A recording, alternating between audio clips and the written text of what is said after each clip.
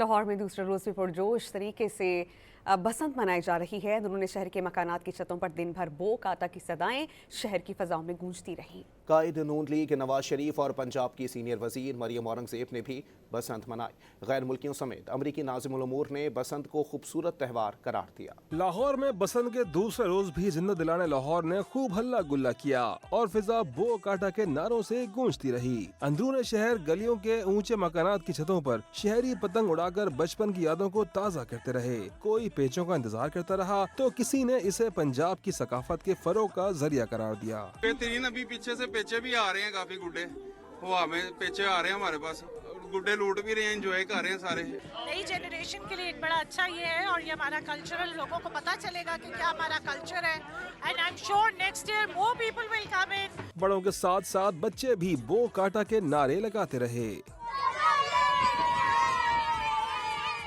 कायद नून league Nawaz Sharif ने एहसन डार, खुर्रम भट्ट और शाजिब डार के साथ मोची गेट पर बसंत मनाई। मरियम औरंगजेब ने फैमिली के हमरा पतंग उड़ाकर बसंत की खुशियों में शिरकत की। गैर मुल्कियों की बड़ी तादाद भी अंदरूनी लाहौर में पतंगबाजी करने पहुंची। गैर मुल्की मेहमानों का कहना था कि लाहौर में बसंत मनाने का ख्वाब पूरा हो गया।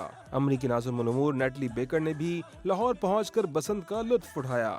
It's so exciting to be here. Of course, this is my first Basant in Lahore, my first event for Basant.